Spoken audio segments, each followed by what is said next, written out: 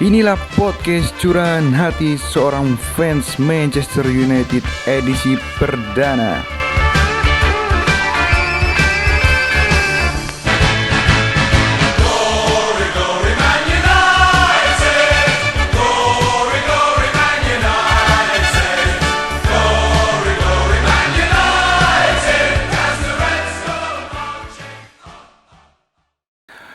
Kita akan bahas secara tuntas tentang tim kesayangan kita, yaitu the one and only Manchester United, the biggest club in England dan the most successful club in England juga, berdasarkan pengamatan seorang pandit amatir.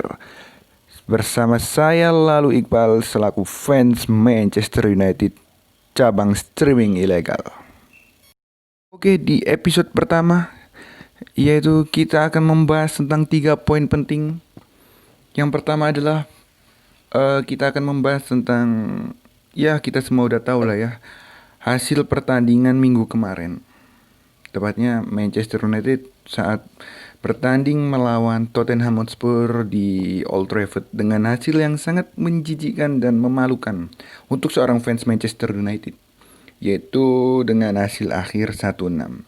Dan juga poin kedua kita akan bahas tentang the best defender in the world, yaitu our captain Harry Maguire, pemain terbaik, bahkan defender terbaik di dunia bro, Harry Maguire. Kita akan bahas tuntas tentang kapten kita ini. Dan juga poin ketiga kita akan membahas tentang transfer window kali ini. Akankah pembelian-pembelian kali ini akan sukses ya?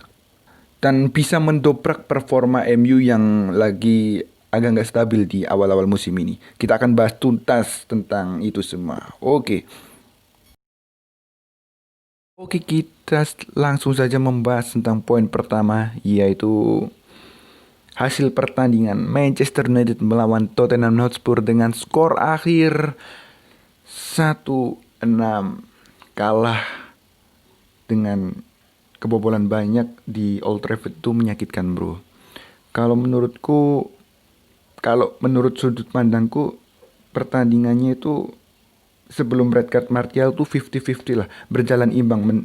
Ya meskipun MU di situ udah posisinya udah kalah 2-1, tapi kalau MU main secara 11 orang, aku yakin MU juga bisa ngegolin lah, bisa menyamakan kedudukan lah. Tetapi wasit Premier League menzolimi Manchester United. Agak gila sih wasitnya. Karena kalau menurut tragedinya ya, kita analisa tragedinya dulu ya. Itu kan antara Eric Lamela dan Anthony Martial. Pertama itu Eric Lamela dulu yang kayak nyenggol-nyenggol Anthony Martial gitu kan. Ya kita tahu lah Anthony Martial orangnya nggak terimaan ya. Akhirnya dibalas dengan menyentuh kayaknya bagian lehernya Eric Lamela. Dan Eric Lamela ini emang anjing lah. Divingnya itu terlalu. Dan alhasil Martial dikasih kartu merah. Dan menurutku keputusan itu nggak adil sih. Karena emang dua-duanya salah kan. Emang melakukan kontak fisik. Dan emang dua-duanya salah. Tapi yang dikasih reward, yang dikasih hukuman itu cuman Anthony Martial yang paling berat ya. Karena kartu merah. Dan juga Eric Lamelanya pun dikasih kartu kuning. Menurutku nggak adil sih. Emang wasit Premier League ini goblok banget dah. Dan setelah red card itu kita tahu defender MU kan emang goblok ya. Gobloknya minta ampun. Apalagi our Lord Harry Maguire, the best defender in the world, itu performanya anjing banget dah lawan Spurs. Ada satu cuplikan video dia itu menyundul ke arah David De Gea. Gak masuk akal bro. Dan setelah red cardnya Martial itu menurutku dampaknya itu sangat besar. Impactnya terhadap Manchester United itu sangat besar ya. Karena mungkin dari insiden itu mentalnya down. terus bermain dengan 10 orang, mungkin bermain dengan 8 orang ya karena membawa dua beban yaitu Harry Maguire dan Eric Bailly yang permainannya ancur-ancuran banget katrok dah. Ya, mungkin MU bermain tanpa defender, apalagi Lucas Shaw-nya itu juga jarang turun ke bawah. Terlalu keasikan menyerang lah dia. Sampai-sampai aku pernah lihat video David De Gea yang memarahin Lucas Shaw karena dia nggak ikut terjun membantu pertahanannya Manchester United yang saat itu ancur-ancuran banget ya. Dengan skor akhir 1-6, ya semua fans Manchester United terbuli. Terbuli ya di akun-akun bola mana saja fans MU terbuli 1-6 1-6. Kalau masalah terbuli di sosial media, fans Manchester United menurutku udah kuat lah mentalnya. Udah kuat mentalnya. Tes mental kok ospek. Tes mental tuh menjadi fans Manchester United. Dan aku mau ngasih saran sih ke kampus-kampus lah yang besok mau ngelakuin ospek lagi, tolong ya mahasiswa barunya itu didata apakah dia fans Manchester United atau enggak. Kalau ada mabanya fans Manchester United, aku kira nggak perlu lah di ospek untuk melatih mental karena fans Manchester United tuh udah terbiasa diospeki Manchester United setiap weekend. Dibuat deg-degan mentalnya itu. Jadi kalau menurutku ada mahasiswa baru yang fans Manchester United nggak usah diikutin ospek. Aku kira mentalnya tuh udah kuat banget lah untuk menjadi mahasiswa.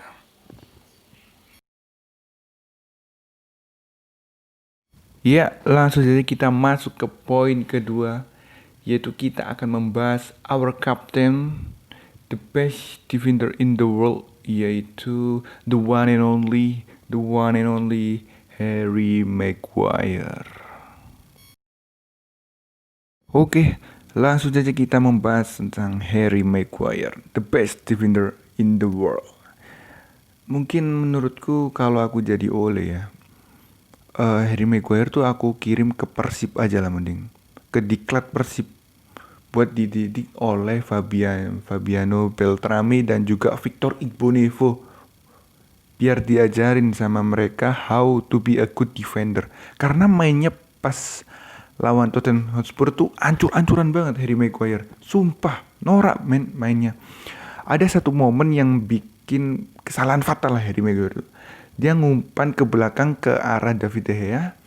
Terus dia tuh bingung sendiri sama Lucas Shaw gitu loh. Dan akhirnya terjadilah gol untuk Tottenham Hotspur. Itu yang bikin MU kebobolan lah. Karena back ini tolol banget lah. Back yang dibanderol dengan harga termahal di dunia tapi menampilkan performa yang sangat jelek. Nggak pantas menurutku MU ini ketipu sama Leicester City. Iya, ketipu. Menurutku Harry Maguire udahlah pensiun aja lah dari dunia persepak bolaan Inggris. Menurutku Harry Maguire mending menjadi WNI aja lah, terus daftar ke partai ya. Partai nggak tahu partai apa, terus nyalon jadi DPR. Pas itu masuk se-circle karena sama-sama tolol. DPR itu cocok lah buat ranahnya Maguire. Ranahnya Maguire bukan jadi defender lagi. Menurutku dia cocok untuk menjadi DPR. Oke, langsung saja kita lanjut ke pembahasan kita, yaitu transfer window Manchester United. Karena kalau kita terlalu lama membahas Harry Maguire itu bisa menyebabkan jengkel. Kita menyebut namanya aja udah membayangkan gameplaynya itu loh. Masih kebayang di otak men. Terngiang-ngiang. Betapa bagusnya permainan Harry Maguire. Sang kapten, the best defender in the world. Oke, kita langsung aja bahas transfer window Manchester United kali ini. Di transfer window kali ini Manchester United mendatangkan 5 pemain sekaligus ya. Ada Donny van de Beek yang didatangkan dari Ajax. Ada Alex Telles yang didatangkan dari FC Porto.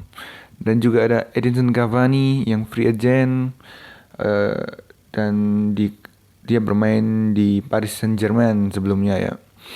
Terus ada youngster dari Uruguay, Facu Pelistri, dan juga Amad Diallo dari Atlanta. Meskipun Amad Diallo baru datang pada saat bulan Januari karena ada yang diurus surat kerja atau gimana. Mungkin paspornya ketinggalan atau lupa. Jadi harus bikin lagi ya kan.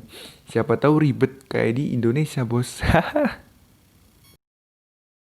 Oke, langsung saja kita membahas tentang pemain baru Manchester United. Kita awali dengan Donny van de Beek. Donny van de Beek adalah pemain pertama yang didatangkan Manchester United di transfer window kali ini. Sebelum Premier League bergulir, Donny van de Beek udah join kayaknya ya. Dan menurutku dan sampai saat ini pun Donny van de Beek perannya di MU itu belum kelihatan ya. Dan juga Donny van de Beek lebih sering dicadangkan sama Ole. Ya mungkin kurang adaptasi atau belum cocok sama rekan-rekannya, butuh adaptasi lebih, nggak tahu. Tapi Donny van de Beek ini berhasil mencetak gol di debutnya di Premier League. Ya mudah-mudahan pembelian Donny van de Beek ini bisa meningkatkan performa Manchester United kali ini. Karena performa Manchester United kali ini itu bisa dibilang belum stabil. Bahkan buruk lah. Buruk. Kekalahan awal lawan Crystal Palace, kalah dengan Spurs yang sangat memalukan itu. Ya mungkin next match Donny van de Beek bisa lah bermain dengan baik dan mendokrak performa Manchester United yang lagi gak karu-karuan ini. Selanjutnya ada Alex Telles, left back yang didatangkan dari Porto berkebangsaan Brazil. Menurutku Manchester United mendatangkan Alex Telles ini benar-benar cocok lah. Karena Lucas Shaw performanya ini lagi buruk-buruknya. Bahkan kalau terlalu asik menyerang, Lucas Shaw itu bisa-bisa lupa defend.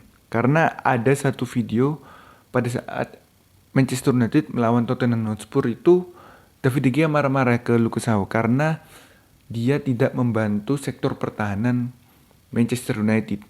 Dan akhirnya berbuah gol Son kalau nggak salah. Son Heung-min nyetak gol gara-gara kesalahan Lucas Shaw itu.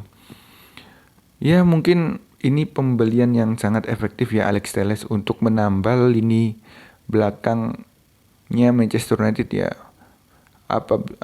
Mungkin juga dengan datangnya Alex Telles bisa mendokrak performanya Lucas Shaw ya untuk kompetitornya di posisi itu. Karena kompetitornya Lucas Shaw di posisi left back itu cuman Brandon Williams. Dan terakhir kali aku melihat Brandon Williams main itu ancur-ancuran pada saat semifinal MU lawan Chelsea. Itu ancur-ancuran. Dia nggak nyerangnya kurang, defense-nya sangat kurang, banyak lolosnya lah pemain Chelsea pada saat Brandon Williams itu bermain.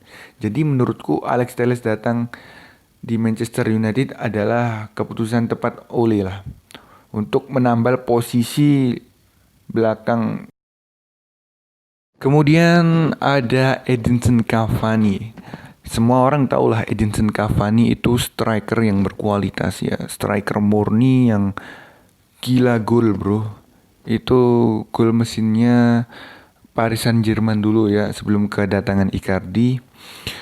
Dengan kehadiran Edinson Cavani, aku berharap bisa mendongkrak lini serang Manchester United. Karena Anthony Martial itu kalau di dipasang sebagai striker tengah itu performanya angin-anginan 50-50. Kadang bermain bagus, kadang-kadang juga bermain jelek. Ya, menurutku MU butuh striker yang seperti Cavani ini. Ini pembelian yang menurutku sangat bagus untuk Manchester United. Karena Edinson Cavani meskipun udah tua, tetapi performanya masih bagus, masih oke. Dan juga banyak pengalamannya. Ya, mudah-mudahan dengan datangnya Edinson Cavani, lini serang MU semakin gacor ya. Bisa menjebulkan minimal 5 gol lah setiap match. Apalagi lawan Liverpool ya. Kalau bisa Edinson Cavani hat-trick, bos. Hat-trick dan menampol kepalanya mas-mas Belanda itu yang back itu ya. Ya, apa salahnya ya? Berharap, bos, apa salahnya kita berharap kepada pemain baru ya, meskipun akhir-akhirnya bakal dikecewain, siapa tahu ya. Dan selanjutnya Manchester United juga mendatangkan youngster asal Uruguay, Pelistri, pemain muda berusia mungkin di bawah 20 ya, lupa aku, di posisi sayap kanan. Menurutku ini adalah opsi gagalnya pembelian Sancho kalau menurutku ya, karena nggak ada opsi lain ya. Manchester United akan mendatangkan sayap kanan siapa? Ousmane Dembele gagal, Jadon Sancho juga gagal. Jadi opsi terbaik mungkin kali ini ya, Pelistri, mendatangkan Pelistri. Meskipun pengalamannya kurang karena masih muda banget itu. Pemain muda Uruguay, Facu Pelistri. Dan juga Manchester United ini butuh posisi seorang sayap kanan. Karena Mason Greenwood pun kalau dipasangin di sayap kanan kurang gacor. Menurutku Mason Greenwood gacornya itu di striker tengah lah. Striker tengah itu gacor lah. Tapi ada plus minusnya sih mendatangkan Facu Pelistri. Plusnya adalah bisa buat jangka panjang, masih muda, masih fresh, tenaga masih oke. Dan juga minusnya itu kurang pengalamannya. Dan juga pasti akan mendapatkan tekanan yang sangat keras. Bermain di Manchester United itu penuh tekanan, bro. Jadi ya kuat-kuatin lah mentalnya untuk Facu Pelistri. Kalau main buruk siap-siap aja. Saya celatu apa sih bahasa. Saya bully lah ya, kalau bahasa Jawanya itu celatu. Saya bacotin di Twitter ya nanti ya. Ya, semoga Facu Pelistri bisa menampilkan performa yang apik untuk Manchester United, dan semoga aja bisa mendongkrak performa MU yang saat ini lagi goblok-gobloknya ya. Selanjutnya ada Amad Diallo yang didatangkan dari Atlanta, pemain muda juga, masih muda, masih fresh, berposisi sebagai sayap kanan juga.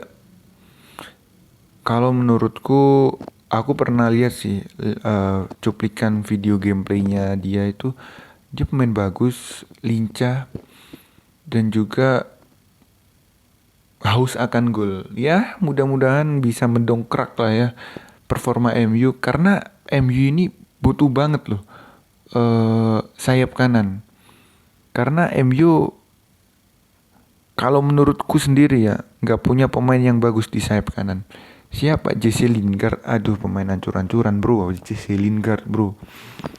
Yang sekarang right wingnya kan diisi sama Mason Greenwood ya. Mason Greenwood pun kalau ditaruh di posisi right wing pun juga nggak gacor-gacor amat gitu ya. Ya, mudah-mudahan dengan datangnya pemain muda yang posisinya sama Facu Pelistri dan Amad Diallo, mudah-mudahan bisa mendongkrak performa Manchester United. Karena kalau performanya gini-gini terus, capek bro dibully, bro. Dibully di flashball, di extra time, di Twitter. Ya enggak. Tapi aku yakin fans Manchester United itu mentalnya mental baja.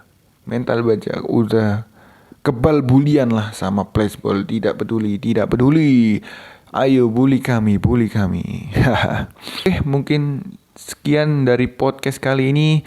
Mohon maaf apabila ada kesalahan kata dan kesalahan data yang saya ucapkan.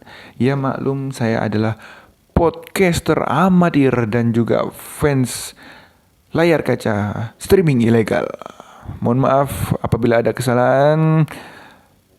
See you on next episode and bye.